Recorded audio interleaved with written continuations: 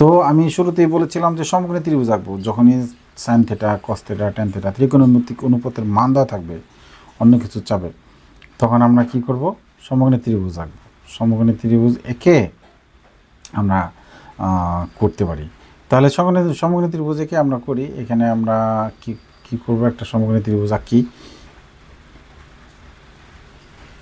সমকোণী ত্রিভুজ, তাহলে লম্ব বাই ভূমি 4/5, খুব দ্রুত এই কাজগুলি করা যায়। 4 4 16 আর 5 5 25,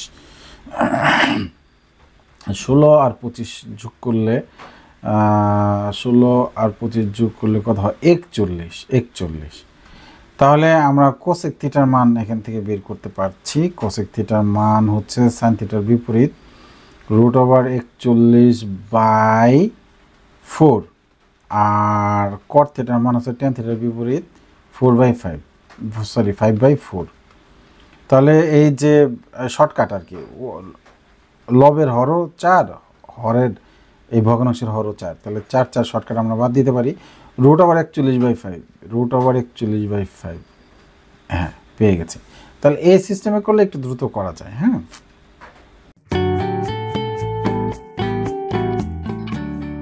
গণিত ক্লাস।